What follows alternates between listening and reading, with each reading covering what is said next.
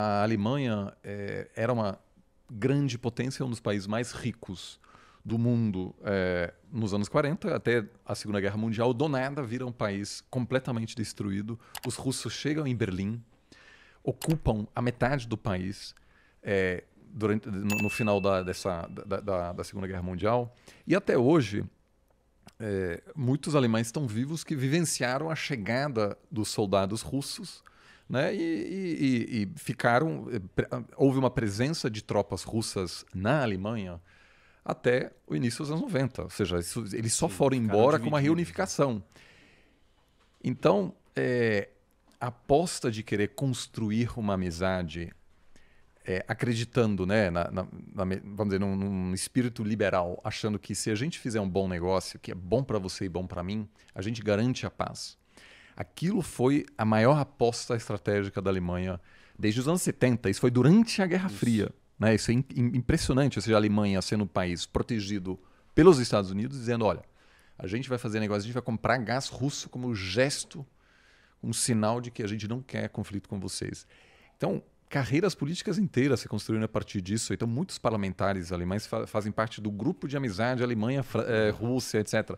Eu participei de muitos programas, assim, né, enfim, passei tempo na Rússia, etc., justamente para acabar com esse conflito, vamos dizer, para nunca mais possa voltar um conflito entre a Alemanha e a Rússia, que são duas grandes potências na Eurásia, e que, se estiverem numa situação tensa, acaba complicando todo o cenário geopolítico dessa região.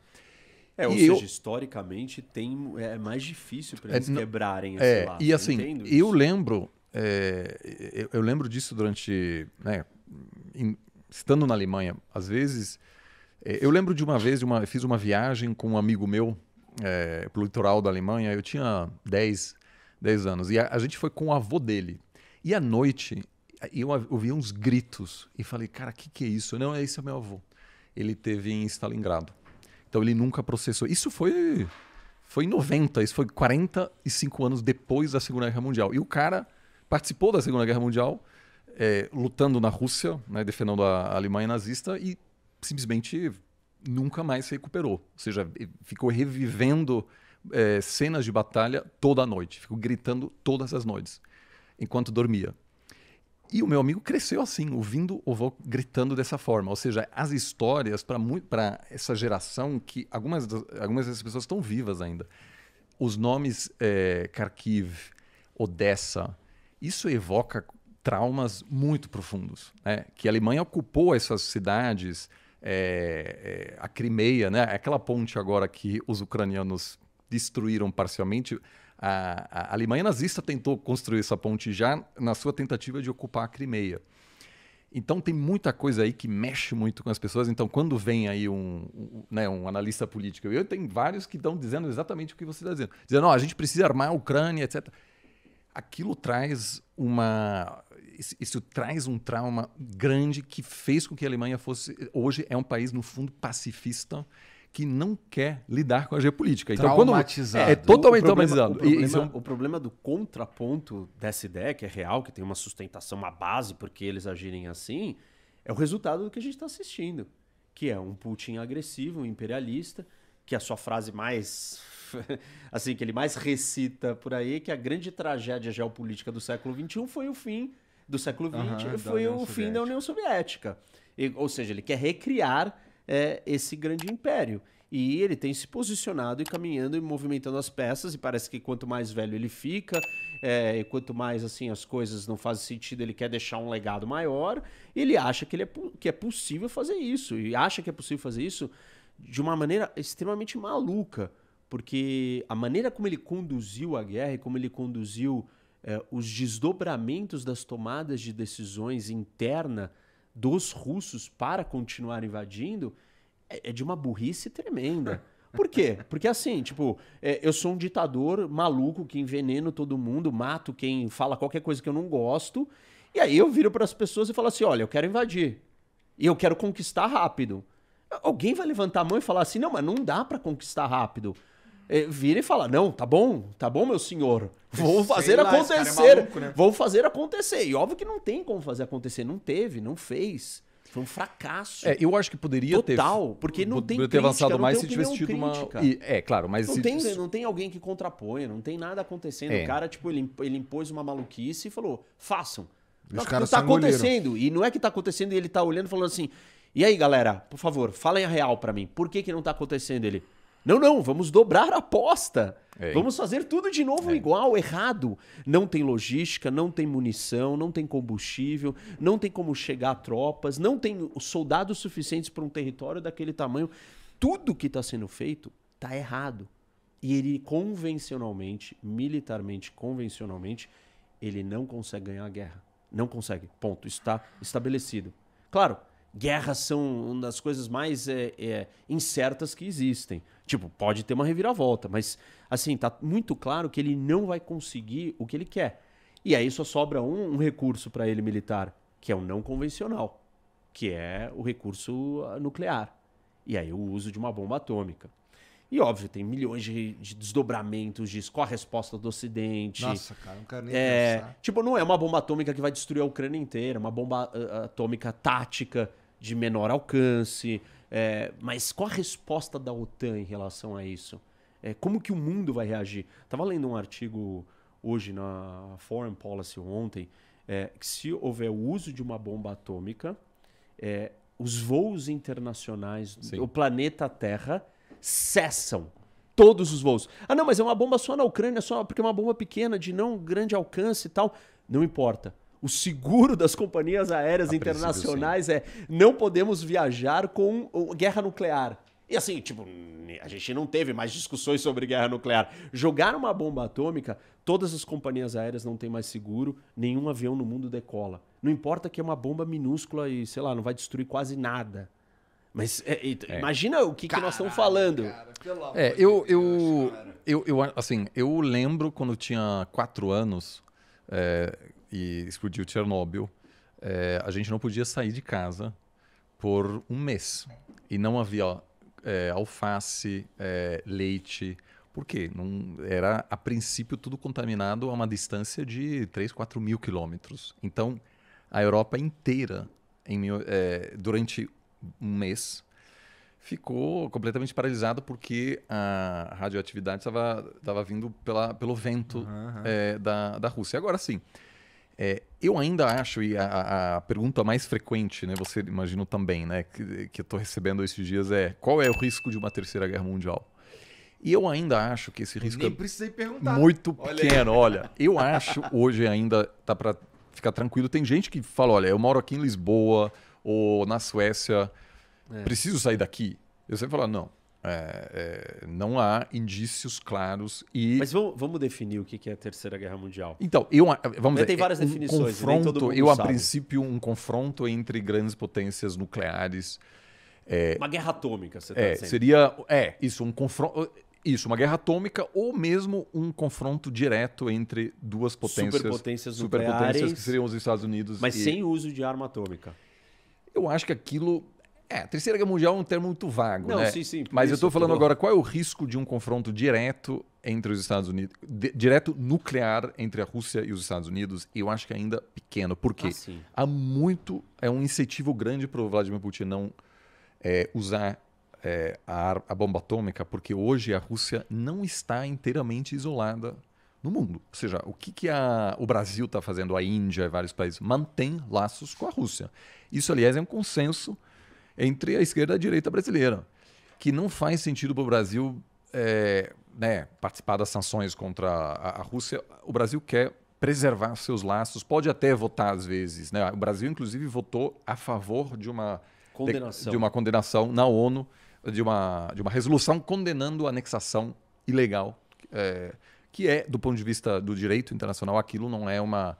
Você não pode simplesmente dizer, olha, eu vou anexar parte desse país a partir de um referendo que não foi reconhecido internacionalmente. Mas a Índia, a China são ainda fundamentais para atenuar o impacto negativo que as sanções ocidentais contra a Rússia estão dizendo. Eu não sei se a Rússia jogasse uma bomba atômica tática, pequena, na Ucrânia, se a China iria sancionar a Rússia. Não, sancionar talvez não, mas, por exemplo, então... endurecer... Não sanções abertas, mas, por exemplo, hoje já tem várias empresas chinesas que voluntariamente dizem eu não quero mais vender certas peças para os russos para não ter problemas nos meus principais mercados. Eu acho que a Tudo tendência... bem, mas o problema é secundário por causa das sanções americanas e europeias. Mas assim, por vontade própria, eu não acho que... Acho que a Índia, ok. Sim. A Índia, ok. O Brasil também, ok. Talvez agora a China, eu não acho talvez que ela não teria um anúncio grande, mas eu acho que havia...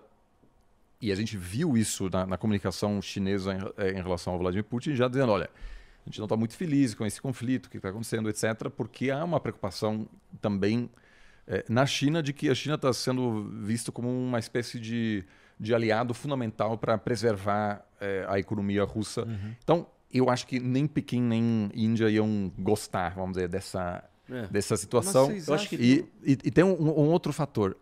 E aí eu acho que é importante assim, tranquilizar as pessoas, porque não adianta agora ficar preocupado assim, que é a resposta a princípio americana seria não escalatória. Isso quer dizer que eles não jogariam uma bomba atômica. Atômica, mas a resposta americana seria desenhada de uma forma ou seja, a réplica americana de uma forma que a tréplica seria mais suave do que o ataque inicial. Ou seja, por exemplo, respondendo com ataque convencional para garantir que a resposta russa à resposta americana não seja uma bomba atômica maior ainda. Ou seja, não haveria, acho, uma resposta nuclear a um possível ataque nuclear russo. É que eu não... Eu entendo o que você Entendeu? tá falando. Ou seja, não havia uma escalação.